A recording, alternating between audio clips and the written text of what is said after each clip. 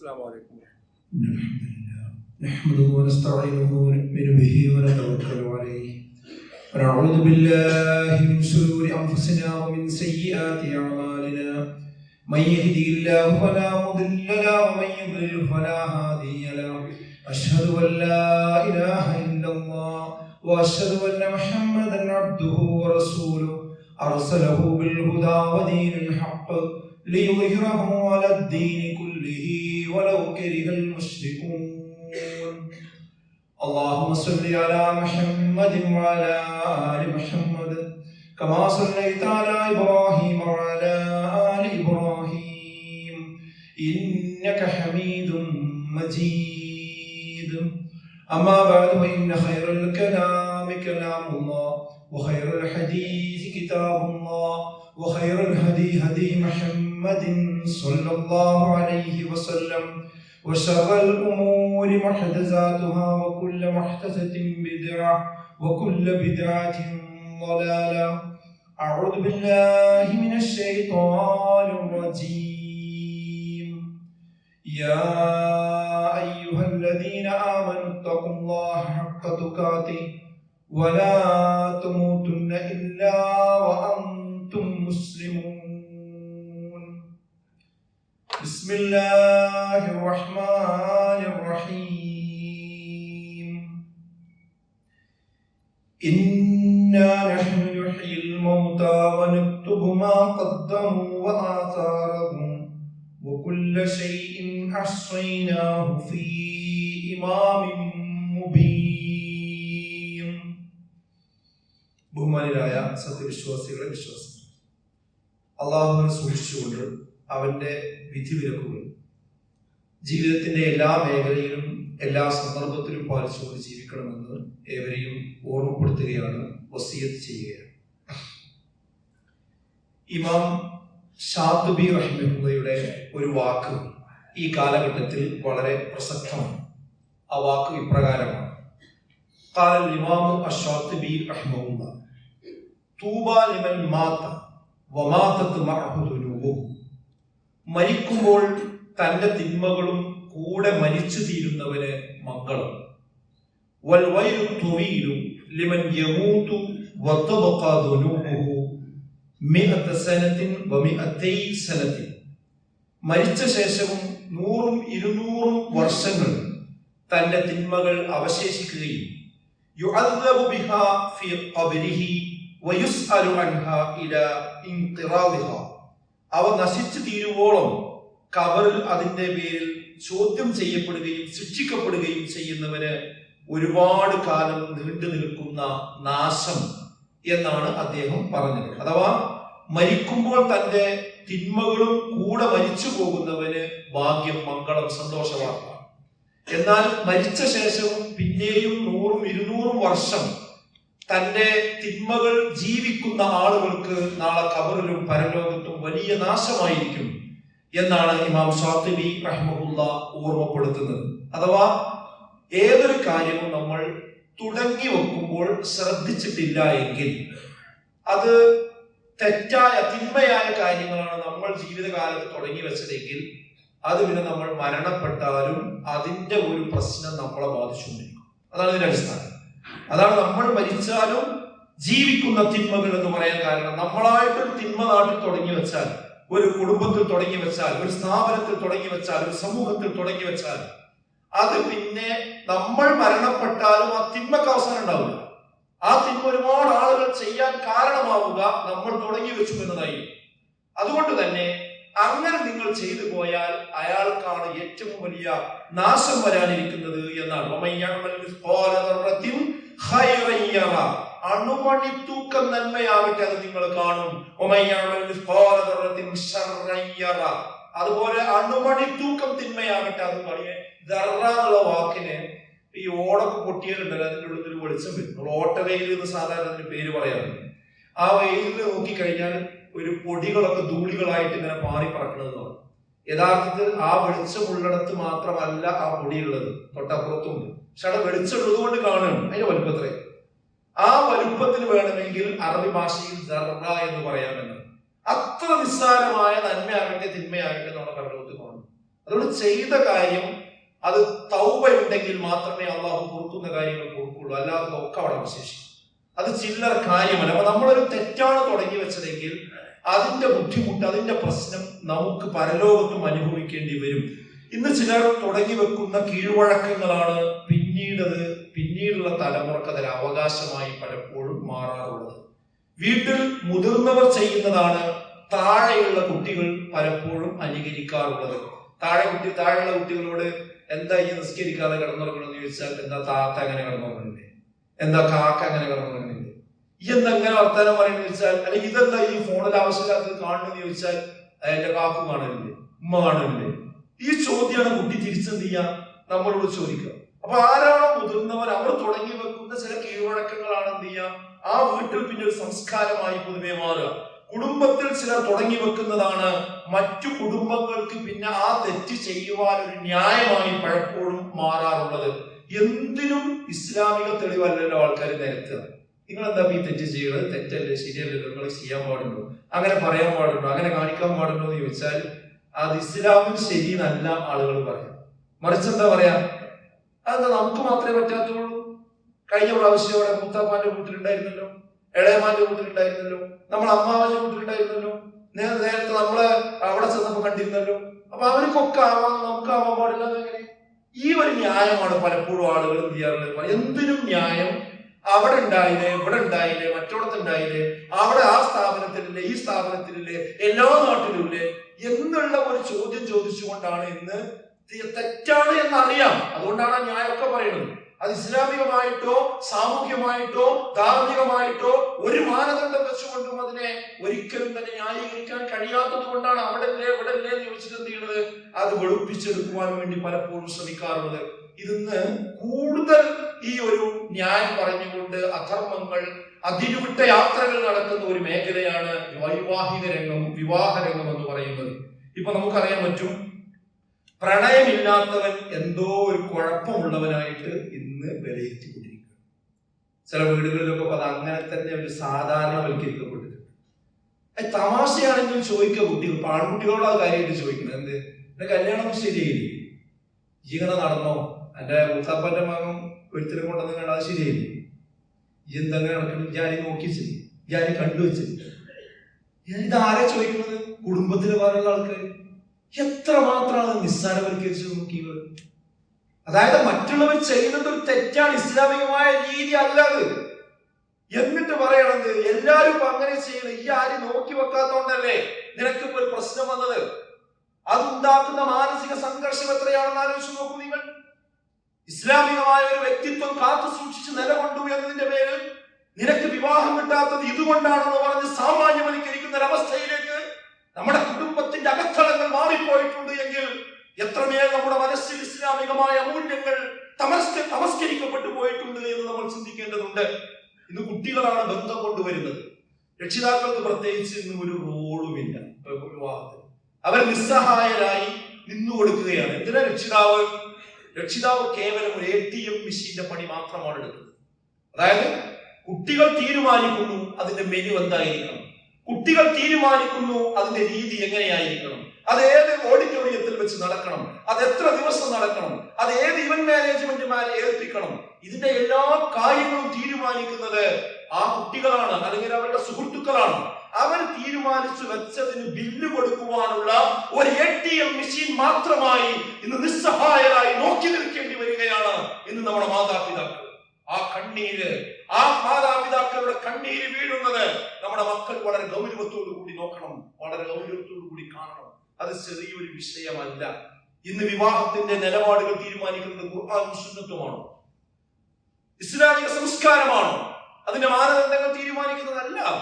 Event മാനേജ്മെന്റുമാർ കൊടുക്കുന്ന അവരുടെ ബ്രോഷറുകളാണ് പലപ്പോഴും നമ്മുടെ ഈ വിവാഹത്തിന്റെ കാര്യങ്ങൾ തീരുമാനിക്കുന്നത്. അവരെ പറഞ്ഞത് കുറ്റം പറഞ്ഞൊരു കാര്യമില്ല. ഇവന്റ് മാനേജ്മെന്റ് അതൊരു ബിസിനസ്സാണ്. ആ ബിസിനസ്സുകാർ എന്ന് പറഞ്ഞാൽ അവർക്ക് എല്ലാ ടൈപ്പ് ആളുകൾക്കും കല്യാണം നടത്തി കൊടുക്കുന്ന പരിപാടി. അതുകൊണ്ട് എല്ലാവർക്കും പറ്റുന്ന സാധനങ്ങൾ ആ ലിസ്റ്റിലുണ്ടാവും. ആ ലിസ്റ്റ് തന്നിട്ട് അതിലൊക്കെ ടിക്കറ്റ് കൊടുക്കുന്ന പണിയാണോ നമുക്ക്? പിന്നെ എന്തിനാ നമ്മൾ മുസ്ലിം ആയത്? അത് നമ്മുടെ വ്യക്തിത്വത്തിനും നമ്മുടെ അസ്തിത്വത്തിനും പറ്റുന്നതിന് എടുക്കാൻ പാടുള്ളൂ. അവിടെ ഉണ്ടായിരുന്നു, ഇവിടെ ഉണ്ടായിരുന്നു, കഴിഞ്ഞ പ്രാവശ്യം മൂത്താപ്പാന്റെ കല്യാണത്തിനുണ്ടായിരുന്നു എന്നതാണോ നമ്മുടെ മാനദണ്ഡം? എന്താ വിശുദ്ധ ഖുർആൻ പറഞ്ഞത്? വമാ കാന ലിമുഅ്മിനിൻ വലാ മുഅ്മിനത്തിൻ ഇദാ ഖദല്ലാഹു വറസൂലുഹു അംറാ അൻ യകൂന ലഹുമുൽ ഖിയറതു മിൻ അംരിഹിം വമൻ യഅസില്ലാഹ വറസൂലഹു ഫഖദ് ളല്ല ളലാലൻ മുബീനാ. അതായത് വിശ്വാസിയുടെ ഏത് രംഗത്തും വിശ്വാസിയുടെ നിലപാട് ഒരിക്കലും കീഴ്വഴക്കമാകാൻ പാടില്ല. ആരെങ്കിലും തുടങ്ങി വെച്ച തെറ്റായ സമീപനമല്ല. അള്ളാഹു റസൂലും വിധിച്ചതിനപ്പുറം പോയാൽ പര്യവസാനം പരിതാപകരമായിരിക്കുമെന്നാണ് ഈ ആയത്തിൽ പറയുന്നത്. ഒരു മുഅ്മിനിന് പാടില്ല, വലാ മുഅ്മിനത്തിൻ ഒരു മുഅ്മിനത്തിനും പാടില്ല. ഇദാ ഖദല്ലാഹു വറസൂലുഹു അംറാ അല്ലാഹും റസൂലും ഒരു കാര്യത്തിൽ വിധി പറഞ്ഞാൽ, തീരുമാനം പറഞ്ഞാൽ, അയ്യകൂന ലഹുൽ ഖിയറതു മിൻ അംരിഹിം ആ കാര്യത്തിൽ മറ്റൊരു ഖിയറത്ത് ഉണ്ടാകാൻ പാടില്ല, മറ്റൊരു ചോയ്സ് ഉണ്ടാകാൻ പാടില്ല, മറ്റൊരു അഭിപ്രായം ഉണ്ടാകാൻ പാടില്ല, മറ്റൊരു കാഴ്ചപ്പാട് ഉണ്ടാകുവാൻ പാടില്ല. കാരണം അവൻ വിശ്വാസിയാണ്, അവൻ വിശ്വാസിനിയാണ്. അതിനു പകരം അതൊക്കെ തട്ടി ഒഴിവാക്കി ഇസ്ലാം നിന്നോട് പറയണ്ട, ഞങ്ങളുടെ നാട്ടിൽ അങ്ങനെയാണ്, എന്റെ സുഹൃത്തുക്കളൊക്കെ എങ്ങനെ നടന്നത് എന്ന് പറഞ്ഞുകൊണ്ട് അല്ലാഹു റസൂലിനെ ധിക്കരിച്ച് നിങ്ങൾ പോവുകയാണെങ്കിൽ നിങ്ങൾ വ്യക്തമായ വഴികേടിലേക്കാണ് പോകുന്നത് എന്നാണ് വിശുദ്ധ ഖുർആൻ സൂറത്ത് അഹ്സാബിന്റെ 36-ാമത്തെ ആയത്തിലൂടെ അറിയിക്കുന്നത്. തെറ്റായ കീഴ്വഴക്കങ്ങൾ ഒരു കുടുംബത്തിൽ തുടങ്ങി വെച്ചവർ തെറ്റ് ബോധ്യപ്പെട്ടാൽ അത് തിരുത്തുക, തിരുത്തി പറയുക, തൗബ ചെയ്യുക എന്ന് വളരെ പ്രധാനമാണ്. അതായത് അനിസ്ലാമികമായി വിവാഹ രംഗത്താകട്ടെ മറ്റേത് രംഗത്താകട്ടെ എന്തെങ്കിലും നമ്മൾ അറിവില്ലായ്മ കൊണ്ട് നമ്മൾ തുടങ്ങി വെച്ചിട്ടുണ്ടെങ്കിൽ ഇപ്പൊ അത് ബോധ്യപ്പെട്ടെങ്കിൽ പറയുന്നത് ഇന്റെ കല്യാണം കണ്ട് അല്ലെങ്കിൽ എന്റെ മകളുടെ കല്യാണം കണ്ട് നിങ്ങളെ കല്യാണം നടത്തരുതല്ലോ, എനിക്കെന്നെ അറിവില്ലാത്തത് കൊണ്ട് എനിക്കത് പറഞ്ഞുതരാൻ ആളില്ലാത്തതുകൊണ്ട് അങ്ങനെ സംഭവിച്ചു പോയതാണ്, ഞാനിപ്പോ പഠിച്ചോണ്ട് തൗബ ചെയ്തിട്ടുണ്ട് എന്ന് പറയണം ആ വ്യക്തികൾ, അവരെ ബാധ്യതയാണ്. അല്ലെങ്കിൽ എന്താ അറിയോ, അത് കണ്ടിട്ടാണ് ഈ കുട്ടികൾ പറഞ്ഞുകൊണ്ടിരിക്കുന്നത്. ഈ പ്രണയ വിവാഹത്തിലൊക്കെ വളരെ അതിശക്തമായി മുന്നേറുന്ന കുട്ടികൾ അവസാനം പറയുന്നത് ഞാൻ എന്താ മൂത്താപ്പാന്റെ മകൾ അങ്ങനെയല്ലേ, നിങ്ങൾ അമ്മോന്റെ മകൾ അങ്ങനെയല്ലേ, അവരൊക്കെ ചെയ്തത് എനിക്ക് ചെയ്തൂടെ? ഇതിൽ അവകാശമായിട്ടാണ് കുട്ടികൾ ചോദിച്ചുകൊണ്ടിരിക്കുന്നത്. തെറ്റാണെന്ന് പോലും മനസ്സിലാകുന്നില്ല. അതുകൊണ്ടാണ് ഞാൻ പറയുന്നത്, നമ്മൾ ചെയ്ത തെറ്റുകൾ വേറൊരാൾക്ക് എന്താവരുത്, അത് അവർക്കൊരു വളമായി, അവർക്കൊരു വഴിയായി നമ്മൾ വെട്ടിക്കൊടുക്കരുത്, അതിൽ നമ്മൾ അരിതൊന്നു കൊടുക്കരുത് എന്ന് നമ്മൾ മനസ്സിലാക്കണം. എന്തത് ഇത്ര ഗൗരവത്തിൽ പറയാൻ കാരണം എന്നറിയും, നമ്മൾ തുടങ്ങി വെച്ചൊരു തെറ്റിന്റെ കാരണത്താൽ വേറുള്ളവരത് സ്വാധീനിച്ചത് അവർ ചെയ്താൽ അതിന് ഉത്തരവാദിത്വം നമുക്കുണ്ട് എന്നാണ്. ആ പാപത്തിൽ നിന്ന് ഒട്ടും കുറയാതെ നമ്മളും അത് അനുഭവിക്കേണ്ടി വരും. 29-ാം അധ്യായം 13-ാമത്തെ ആയത്ത് നോക്കൂ നിങ്ങൾ. വലയഹ്മിലുന്ന അസ്ഖാലഹും വലയഹ്മിലുന്ന അവർ ഏറ്റെടുക്കുക തന്നെ ചെയ്യും, അസ്ഖാലഹും തങ്ങളുടെ ഭാരങ്ങളെ, വഅസ്ഖാലം മഅ അസ്ഖാലിഹിം അവരുടെ ഭാരങ്ങളോട് കൂടി കുറെ മറ്റു ഭാരങ്ങളും, സ്വന്തം തെറ്റും ഭാര പ്രശ്നങ്ങളൊക്കെ ഉണ്ടാവും, അതിന്റെ കൂടെ മറ്റു ഭാരങ്ങൾ കൂടി അവർ ഏറ്റെടുക്കേണ്ടി വരും. ചോദിക്കപ്പെടുകയും ചെയ്യും യൗമൽ ഖിയാമ ഖിയാമത്ത് നാളിൽ അമ്മാ കാനൂ യഫ്തറൂൻ അവർ കെട്ടിച്ചമച്ച് പറഞ്ഞ കാര്യങ്ങളെ കുറിച്ചൊക്കെ പരലോകത്ത് ചോദ്യം ചെയ്യപ്പെടുകയും ചെയ്യും. 16-ാം അധ്യായം 25-ാമത്തെ ആയത്തിലൂടെ അല്ലാഹു പറഞ്ഞു ലയഹ്മിലു ഔസാറഹും കാമിലതൻ യൗമൽ ഖിയാമ ഖിയാമത്ത് നാളിൽ അവർ തങ്ങളുടെ ഭാരങ്ങളെ പൂർണ്ണമായി വഹിക്കാൻ വേണ്ടിയാണ്. യാതൊരു അറിവുമില്ലാതെ ആളുകളെ വഴിതെറ്റിച്ചതിന്റെ കാരണത്താൽ ആ കുറ്റഭാരങ്ങൾ അവർ പൂർണ്ണമായി ഏറ്റെടുക്കേണ്ടി വരും. അവർ വഹിക്കുന്നത് എത്ര മോശപ്പെട്ട തിന്മയാകുന്നു എന്നാണ് വിശുദ്ധ ഖുർആൻ ഓർമ്മപ്പെടുത്തുന്നത്. ഹദീസിൽ തെളിവ് കാണാൻ പറ്റും. ആരെങ്കിലും ഒരു സന്മാർഗത്തിലേക്ക് ക്ഷണിച്ചാൽ പിന്തുടർന്നവനും ആ പ്രതിഫലമുണ്ട്. അതായത് ആ ചെയ്ത കാര്യം അവനെ പിന്തുടർന്ന് ആരൊക്കെ ചെയ്തോ അതിന്റെ ഒക്കെ കൂടി ആർക്ക് കിട്ടും? ഇത് തുടങ്ങി വെച്ചവന് കിട്ടും. എന്നാൽ അതിൽ നിന്നും യാതൊരു കുറവും വരാതെ തന്നെ, മറ്റവന് അതിന് എന്തൊരു കുറവും വരാതെ തന്നെ എന്ത് ചെയ്യും? ഇത് തുടങ്ങി വെച്ചാക്ക് അതിന് കൂടി കിട്ടും. അതിന് നേരെ ഇതിനും പറഞ്ഞു എന്നാൽ ഒരു തെറ്റായ കാര്യത്തിലേക്കാണ് നിങ്ങൾ ഒരാളെ ക്ഷണിച്ചതെങ്കിൽ, ഒരു തിന്മയാണ് നിങ്ങൾ തുടങ്ങി വെച്ചതെങ്കിൽ, അതിനാണ് ആളുകൾക്ക് വഴി വെട്ടിക്കൊടുത്തതെങ്കിൽ, അതാണ് നിങ്ങൾ വഴി കാണിച്ചു കൊടുത്തതെങ്കിൽ,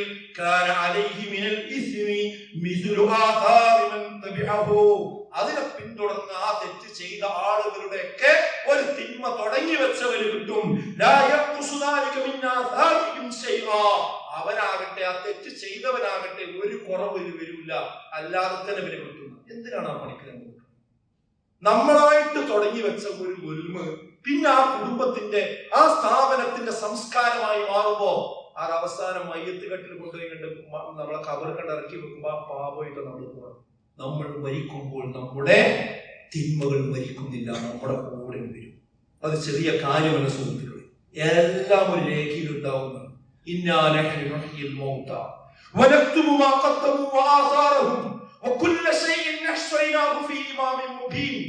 നിങ്ങൾ മരിപ്പിച്ചതിന് ശേഷം ജീവിപ്പിക്കുന്നത് നാം ആകുന്നു. പിന്നെ അല്ലാഹു പറയുന്നത് എന്താ? വലക്തുബു, കതബ എന്നതിന്റെ അർത്ഥം ഞാൻ എഴുതി വെക്കുകയും ചെയ്യും. നിങ്ങൾ മുൻകൂട്ടി ചെയ്ത കാര്യങ്ങൾ അവിടെ അവസാനിപ്പിച്ചില്ല, അവിടെയാണ് പോയിന്റ്. തൊട്ടടുത്ത മാസങ്ങളാണ് നമ്മൾ ഓർത്തു വെക്കേണ്ടത്. എന്താ പറഞ്ഞത്? അതിന്റെ അനന്തരഫലങ്ങളും. നമ്മൾ തുടങ്ങി വെച്ചത് നന്മയാകട്ടെ, ആ നന്മയുടെ അനന്തരഫലങ്ങൾ ഈ ദാറുൽ ഖുർആനിൽ വെച്ചുകൊണ്ടാണല്ലോ നമ്മൾ സംസാരിക്കുന്നത്. ഇതൊരു നന്മയാണ്, ഇതൊരു പ്രകാശത്തിന്റെ ഗോപുരമാണ്. ഇതിനു വേണ്ടി ഭൂമി തന്നവരും, ഇതിനു വേണ്ടി പണം തന്നവരുണ്ട്, ഇതിനു വേണ്ടി സഹായിച്ചവരുണ്ട്, ഇതിനു വേണ്ടി പ്രാർത്ഥിച്ചവരുണ്ട്, ഇതിന് തുടക്കം കുറിച്ചവരുണ്ട്. അവർ വഫാത്തായാലും അവരുടെ നീയത്ത് ശരിയായിരുന്നുവെങ്കിൽ അവരുടെ ഖബറിലേക്ക് എന്ത് ചെയ്യും? ഇതിൽ നിന്നുള്ള ആ നന്മകൾ ഇങ്ങനെ എത്തിക്കൊണ്ടിരിക്കും. ഒരാളുകൾ വരുമ്പോഴും സുജൂദ് ചെയ്യുമ്പോഴും പ്രാർത്ഥിക്കുമ്പോഴും അതിന്റെ ഒക്കെ കൂലി കിട്ടിക്കൊണ്ടിരിക്കും. അല്ലാഹു നൽകുമാറാകട്ടെ. എന്നാൽ നേരെ തിരിച്ചുണ്ട്, നമ്മൾ തുടങ്ങി വെച്ചത് ഒരു തിന്മയുടെ കൂടാരമാണ് എങ്കിൽ, ആ തിന്മയുടെ കൂടാരം ഉദ്ഘാടനം ചെയ്തുകൊണ്ടാണ് നമ്മൾ മരണപ്പെട്ടു പോയതെങ്കിൽ, പിന്നെ അവിടെ വെച്ച് നടക്കുന്ന എന്തെല്ലാം ഉണ്ടോ അതിന്റെ ഒക്കെ ഒരു പങ്ക് നമ്മളിലേക്കും വരും. അതിന്റെ അനന്തരഫലങ്ങളും എല്ലാ കാര്യങ്ങളും വ്യക്തമായ ഒരു രേഖയിൽ നാം രേഖപ്പെടുത്തി വെച്ചിട്ടുണ്ട് എന്നാണ്. ഒരു രേഖ, അത് ഇടത്തെ കയ്യിലാ ഗ്രന്ഥം തരും അങ്ങനത്തെ ആൾക്കാർ, അത് വായിക്കേണ്ടി രക്ഷപ്പെടുന്നില്ല. അതോട് തുടങ്ങി വെക്കുമ്പോൾ നല്ലോണം ആലോചിക്കുക. എല്ലാ അന്യായമായ കൊലകളുടെയും ഒരു പങ്ക് ആദമിന്റെ ഒരു സന്തതിക്കുണ്ട് എന്നാണ്. ആദമിന് 2 കുട്ടികളുണ്ടായിരുന്നു, അതിൽ അങ്ങോട്ടും കൊണ്ട് തർക്കം ഉണ്ടായിട്ട് ഒരുത്തം മറ്റവനെ കൊണ്ടു, അല്ലേ? ആദ്യത്തെ കൊലയാളികളാണ്. അതിനെ കുറിച്ച് റസൂൽ പറഞ്ഞത് എന്താ? നബി സല്ലല്ലാഹു അലൈഹി വസല്ലം ലൈസ മിൻ നഫ്സിൻ തുഖ്തൽ ളുൽമൻ ഇല്ലാ കാന അലാ ഇബ്നി ആദം അൽ-അവ്വലി കിഫിലും മിൻഹാ. ഈ ഭൂമിയിൽ അന്യായമായി നടക്കുന്ന ഏതൊരു കൊലയാകട്ടെ, ആ കൊലയുടെ പാപത്തിന്റെ ഒരു പങ്ക് ആദമിന്റെ ആ ഒന്നാമത്തെ ആ സന്തതിയായ കൊലയാളിയിലേക്ക് മടങ്ങാതിരിക്കുകയില്ല എന്നാണ്. ചില്ലറ വിഷയമാണ്. ആ കൊല എന്നൊരു സംഗതി, മനുഷ്യനെ കൊല്ലുക എന്നുള്ളത് കാണിച്ചു കൊടുത്തത് ആദ്യമാണ്. അതുകൊണ്ട് നമ്മൾ ഓരോ തെറ്റ് കാണിച്ചു കൊടുത്തത് എന്തായിരിക്കും അവസ്ഥ? അത് കുടുംബത്തിലാകട്ടെ, നാട്ടിലാകട്ടെ, സമൂഹത്തിലാകട്ടെ, സ്ഥാപനത്തിലാകട്ടെ. അതുകൊണ്ട് നാം മരണപ്പെടുമ്പോൾ നമ്മുടെ തിന്മകളും സുഹൃത്തുക്കളെ മരിച്ചു തീരണം, തൗബ ചെയ്ത് മരിച്ചു തീരണം. നമ്മൾ മരിച്ചാലും മരിക്കാത്ത തിന്മകൾ ഒരിക്കലും നമുക്കുണ്ടാകുവാൻ പാടില്ല. സ്വർഗ്ഗാനുരാഗത്തിന് വാതിൽ തുറന്നു കൊടുക്കുന്നതും അതിനെ മഹത്വവൽക്കരിക്കുന്നതും നാം മരിച്ച ശേഷവും മരിക്കാത്ത തിന്മകളായി അവശേഷിക്കും. ലഹരിയുടെ തുടക്കത്തിനും വ്യാപനത്തിനും വേണ്ടി കരാറുകളിൽ ഒപ്പുവെക്കുന്നതും അതിനാവശ്യമായ സംവിധാനങ്ങൾ തുടങ്ങി വെക്കുന്നതും നാം മരിച്ച ശേഷവും മരിക്കാത്ത തിന്മകളായി ശേഷിക്കും. സമ്പത്തും ജീവനും അപഹരിക്കുന്ന ഗെയിമിന്റെ ലോകത്തേക്ക് കൂട്ടുകാരെ കൂട്ടിക്കൊണ്ടുപോകുന്ന കൂട്ടുകാർ ശ്രദ്ധിക്കുക, നാം മരിച്ച ശേഷവും മരിക്കാത്ത ഒരു തിന്മയാണത്. അവിഹിത ബന്ധങ്ങൾക്കും ലൈംഗികാസ്വാദനങ്ങൾക്കും വേണ്ടിയുള്ള പ്രത്യേക സൈറ്റുകളും ആപ്പുകളും ഉണ്ടാക്കുന്നതും അത് സമൂഹത്തിൽ പരിചയപ്പെടുത്തി കൊടുക്കുന്നതും നാം മരിച്ച ശേഷവും മരിക്കാത്ത തിന്മകളാണ് എന്ന് ഓർത്തു വെക്കണം. ഹറാമായ ബിസിനസ്സുകൾക്ക് ആരംഭം കുറിക്കുന്നതും അത് ഉദ്ഘാടനം ചെയ്യപ്പെടുന്നതും നാം മരിച്ച ശേഷവും മരിക്കാത്ത തിന്മകളാണെന്ന് ഓർക്കണം. അശ്ലീല വീഡിയോ ഉണ്ടാക്കി ഓൺലൈനിൽ അപ്ലോഡ് ചെയ്യുന്നത് നാം മരിച്ച ശേഷവും മരിക്കാത്ത തിന്മകളാണെന്ന് ഓർക്കണം. നമ്മൾ മരിച്ചാലും നമ്മൾ അപ്ലോഡ് ചെയ്ത ആ തിന്മ ആസ്വദിക്കുന്ന ധാരാളം ആളുകൾ ഇവിടെ ഉണ്ടാകും. ലോട്ടറികളിലേക്കും പലിശയിലേക്കും തന്റെ കുടുംബങ്ങളെ കണക്ട് ചെയ്തു കൊടുക്കുന്നവർ നാം മരിച്ച ശേഷവും മരിക്കാത്ത ഒരു തിന്മയിലേക്കാണ് നമ്മുടെ കുടുംബത്തെ എത്തിച്ചിട്ടുള്ളത് എന്ന് ആലോചിക്കണം. സ്ത്രീയും പുരുഷനും പാലിക്കേണ്ട ഇസ്ലാമിക മര്യാദകൾ കാറ്റിൽ പറത്തി വർഷങ്ങളോളം പ്രണയിച്ചു നടക്കുകയും ശേഷം വിവാഹം കഴിക്കുകയും ചെയ്യുന്ന സംസ്കാരം ഒരു കുടുംബത്തിന്റെ ഉള്ളിലേക്ക് തുടങ്ങി വെക്കുകയും അത് പിൻതലമുറ അത് തുടർന്നു വരികയും ചെയ്യാൻ കാരണക്കാരായവർ ആരാണോ അവർ ഓർക്കുക, അവർ മരിച്ച ശേഷവും മരിക്കാത്ത തിന്മയായിരിക്കും അത്. സ്ത്രീ വേഷം കെട്ടുന്ന പുരുഷനും പുരുഷവേഷം കെട്ടുന്ന സ്ത്രീയും ശപിക്കപ്പെട്ടിരിക്കുന്നു എന്ന പ്രവാചക വചനം കാറ്റിൽ പറത്തി ഒരു വീട്ടിൽ, അതല്ല ഒരു കുടുംബത്തിൽ, അതല്ല ഒരു സ്ഥാപനത്തിൽ ജെൻഡർ ന്യൂട്രൽ വേഷം കൊണ്ടുവരാൻ ആരൊക്കെ ഒത്താശ ചെയ്തു കൊടുത്തുവോ അവർ മരണപ്പെട്ടാലും മരിക്കാത്ത ഒരു തിന്മയായിരിക്കുമെന്ന് മനസ്സിലാക്കണം. ക്യാമറ കണ്ണുകളെ ആകർഷിക്കും വിധം കൊഞ്ചിക്കുഴഞ്ഞും കോസ്മെറ്റിക്സ് ഉപയോഗിച്ചും സുഗന്ധം പൂശിയും ആടിത്തിമർക്കുന്ന റീൽസ് സംസ്കാരം ആദ്യമായി ഒരു വീട്ടിലേക്ക്, ഒരു കുടുംബത്തിലേക്ക്, ഒരു വിദ്യാലയത്തിലേക്ക്, ഒരു സമൂഹത്തിലേക്ക് ആരാണോ കൊണ്ടുവന്നത് അവർ മരിച്ച ശേഷവും മരിക്കാത്ത തിന്മയായിരിക്കുന്നത്. മദ്യത്തിനും മയക്കുമരുന്നിനും അവിഹിതങ്ങൾക്കും യഥേഷ്ടം അവസരമൊരുക്കുന്ന നൈറ്റ് ലൈഫ് സംസ്കാരം ഗ്രാമപ്രദേശങ്ങളിലേക്ക് പോലും കൊണ്ടുവന്ന് അതൊരു വലിയ ഭരണ നേട്ടമായി ഉയർത്തിപ്പിടിക്കുന്നവർ ആരൊക്കെ തന്നെയായിരുന്നാലും അത് നാം മരിച്ചു പോയാലും മരിക്കാത്ത തിന്മയായിരിക്കും അവിടെ അവശേഷിക്കുക എന്ന് മനസ്സിലാക്കണം. മനുഷ്യ സൗഹാർദ്ദം പുഷ്കലമാക്കുന്നതിന് പകരം അതിന്റെ മറവിൽ ഏകദൈവ വിശ്വാസവും ബഹുദൈവത്വവും തമ്മിൽ ലയിപ്പിക്കും വിധം കൂടുപോലെ മുളച്ചു വരുന്ന പുതിയ മതസൗഹാർദ്ദ വേദികൾക്ക് ആരൊക്കെ എവിടെയൊക്കെ അതിന് തുടക്കം കുറിക്കുന്നുവോ അവർ മരണപ്പെട്ടാലും മരിക്കാത്ത ഒരു തിന്മ കൊണ്ടാണ് അവർ കടന്നു പോകുന്നത് എന്ന് ഓർക്കേണ്ടതുണ്ട്. ഇങ്ങനെ പറഞ്ഞു പോകുകയാണെങ്കിൽ ഒരുപാട് പറയാനുണ്ട്. അതുകൊണ്ട് നമ്മൾ ചെയ്യണ കാര്യങ്ങൾ സുഹൃത്തുക്കളെ നല്ലോണം ആലോചിക്കുക. ഇതൊക്കെ അള്ളാഹു റസൂൽ അനുവദിക്കുന്നതാണ്, ഇത് ഹറാമാണോ, ഹലാലാണോ, ശിർക്കാണോ, ബിദ്അത്താണോ, ഇതൊക്കെ നോക്കിയിട്ട് വളരെ കാര്യം ചെയ്യാം. അല്ലാതെ ഈ സോഷ്യൽ മീഡിയന്റെ ട്രെൻഡും റീൽസിൽ കാണുന്നതും അത് അപ്പടി കോപ്പി അടിക്കാനാണെങ്കിൽ എന്തിനാ നമ്മൾ അശ്ഹദു അല്ലാ ഇലാഹ ഇല്ലല്ലാഹ് അശ്ഹദു അന്ന മുഹമ്മദൻ റസൂലുള്ളാഹ് ആവശ്യമില്ല. നമ്മൾ മുസ്ലിങ്ങളാണെങ്കിൽ മുസ്ലിം വ്യക്തിത്വത്തോട് ജീവിക്കണം. അല്ലാതെ വെള്ളത്തിൽ ഒഴിച്ച പാത്രത്തിൽ ഒഴിച്ച വെള്ളം പോലെ എവിടെ ചെന്നാലും രൂപം മാറുന്ന ഒരു സ്വഭാവമല്ല ഒരു വിശ്വാസികളാണ്. അള്ളാഹു നമ്മെ എല്ലാവരെയും കാത്തിരക്ഷിക്കുമാറാകട്ടെ. അൽഹംദുലില്ലാഹ് വസ്സലാത്തു വസ്സലാമു അലാ റസൂലില്ലാഹ് വഅലാ ആലിഹി വസ്സഹ്ബിഹി അജ്മഈൻ. ബഹുമാനരായ സത്യവിശ്വാസികളെ വിശ്വാസികൾ, അള്ളാഹുവിനെ സൂക്ഷിച്ചുകൊണ്ട് ജീവിക്കണമെന്ന് ഒരിക്കൽ കൂടി ഓർമ്മപ്പെടുത്തുകയാണ്, വസിയത്ത് ചെയ്യുകയാണ്. തവക്കുൽ അഥവാ ഭരമേൽപ്പിക്കുക എന്ന വാക്ക് വിശ്വാസികൾക്ക് ഏറെ പരിചയമുള്ള ഒരു വാക്കാണ്. അള്ളാഹുവിന്റെ മേലായിരിക്കട്ടെ സത്യവിശ്വാസികൾ ഭരമേൽപ്പിക്കുന്നത് എന്നത് വിശുദ്ധ ഖുർആനിൽ ഒട്ടനവധി തവണ ആവർത്തിച്ച ഒരു കാര്യമാണ്. റസൂലുള്ളാഹി സ്വല്ലല്ലാഹു അലൈഹി വസല്ലമയുടെ അടുക്കൽ ഒരാൾ വന്നിട്ട് ചോദിച്ചു, റസൂലേ, ഞാൻ ഒട്ടകത്തെ കെട്ടിയിട്ടാണോ അള്ളാഹുവിൽ ഭരമേൽപ്പിക്കേണ്ടത്, അതോ അള്ളാഹുവിൽ ഭരമേൽപ്പിച്ചിട്ടാണോ കെട്ടേണ്ടത്? ചോദ്യം. അപ്പൊ റസൂലുള്ളാഹിന് കൊടുത്ത മറുപടി എന്ന് ചോദിച്ചാൽ, ആദ്യം ഒട്ടകത്തെ കെട്ടി എന്നിട്ട് ഭരമേൽപ്പിക്കുക, പഠിച്ചോനെ ഈ ഒട്ടകം നഷ്ടപ്പെടരുത്, എന്നിട്ട് അതിന് വേണ്ടി പ്രാർത്ഥിക്കുക. അപ്പൊ അതിന് മനസ്സ് വലിയ വിശാലമായ അർത്ഥമുള്ള കാര്യമാണ്. നമ്മുടെ ജീവിതത്തിൽ വരുന്ന ഏത് പ്രതിസന്ധി ആകട്ടെ, പ്രയാസമാകട്ടെ, ബുദ്ധിമുട്ടാകട്ടെ, അതിനാദ്യം നമ്മളെ കൊണ്ട് ചെയ്യാൻ കഴിയുന്ന വിഹിതം നമ്മൾ ചെയ്യണം. ഉപജീവനത്തെ പറ്റി റസൂലുള്ളാഹി പറഞ്ഞു, പക്ഷികൾക്ക് ഉപജീവനം നൽകുന്നത് പോലെ ഞാൻ നിങ്ങൾക്ക് ഉപജീവനം നൽകും. എന്താ പക്ഷിന്റെ പ്രത്യേകത? അതും ഹദീസിലുണ്ട്.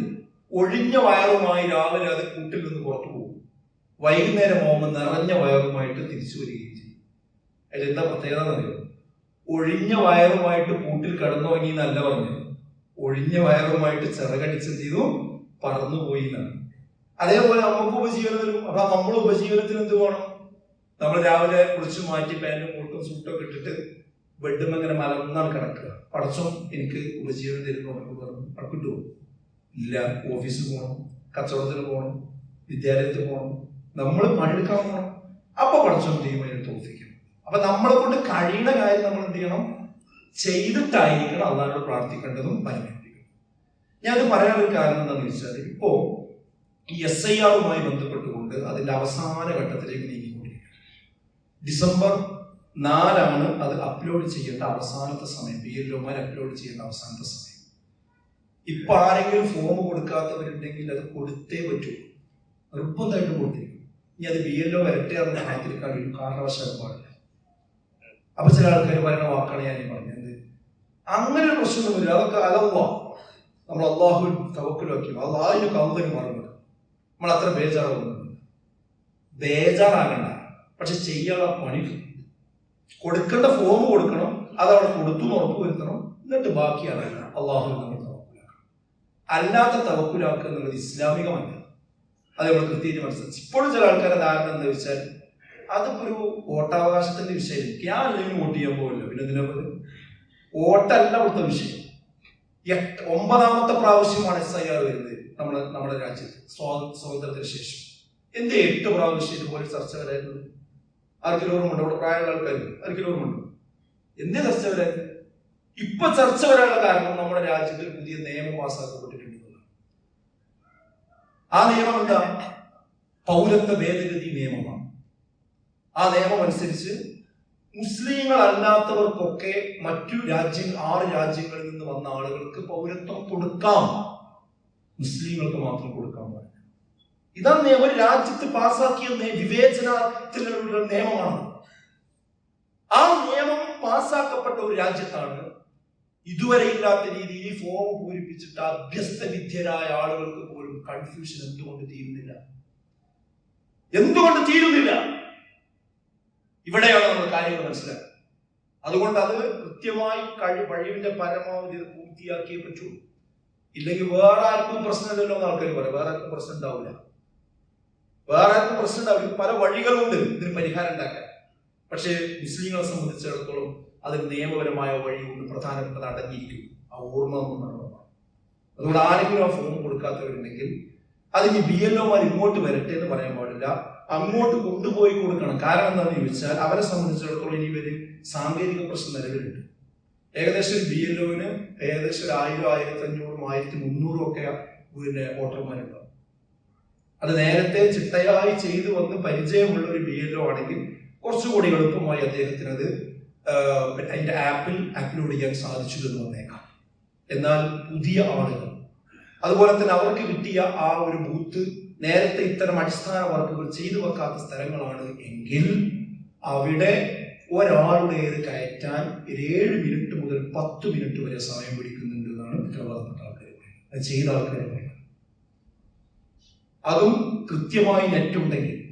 ഇനിയുള്ള ദിവസം എന്ന് പറഞ്ഞാൽ എല്ലാ BLOമാരും ഒന്നിച്ച് ഈ ആപ്പിൽ കയറി ഇത് അപ്ലോഡ് ചെയ്യുന്ന സമയം സ്വാഭാവികമായിട്ടും ഹാങ് ആകാനും സ്ലോ ആകാനും സാധ്യത. ഇപ്പൊ തന്നെ സ്ലോ ആകും. നിങ്ങൾ കണക്കറിയുന്ന ആൾക്കാർക്ക് കൂട്ടി നോക്കി. ഇന്ന് എത്ര 21-ാം തീയതി അല്ലെ? 4-ാം തീയതിക്ക് എത്ര ദിവസം ഉണ്ട്? ഈ 1200 ഫോം അപ്ലോഡ് ചെയ്യുകയാണെങ്കിൽ ഒരു ദിവസത്തെ ഉറക്കത്തിന്റെ സമയമാണ് ഒഴിവാക്കുക.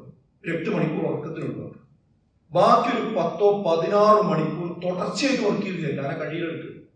തുടർച്ചയായിട്ട് വർക്ക് ചെയ്താൽ പോലും 12 ദിവസവും 12 മണിക്കൂറുമാണ്. 12 ദിവസവും 12 മണിക്കൂർ ദിവസം, അഥവാ 200 മണിക്കൂറുകൾ ആവശ്യം തുടർച്ചയായിട്ട് ചെയ്യണം. അത് ജീവിതകാല കാര്യം ഉറപ്പല്ലേ? അപ്പൊ എന്താ സംഭവിക്കാൻ പോകുന്നത്? ഈ സാങ്കേതിക പ്രശ്നത്തിൽ നിന്നുകൊണ്ട് അത് അപ്ലോഡ് ആകാതെ പോകും. അത് ബാക്കി അവിടെ അവശേഷിക്കുന്നത് ആ ലിസ്റ്റിൽ കയറുകയില്ല. ഈ ലിസ്റ്റിൽ കയറാവുന്ന ഡിസംബർ 4-ന് നമ്മുടെ ആ പട്ടികയിൽ ഉണ്ടാവുകയില്ല. ഇത് ചെറിയ വിഷയം. അതുകൊണ്ട് ഇങ്ങോട്ട് വരട്ടെ നിൽക്കില്ല, അങ്ങോട്ട് കൊണ്ടുപോയി കൊടുക്കുക. അദ്ദേഹത്തെ സാങ്കേതികമായി സഹായിക്കാൻ കഴിയുന്ന ആളുകൾ സഹായിക്കുക. ഒരിക്കലും BLOമാരെ ശത്രുവായിട്ട് കാണില്ല.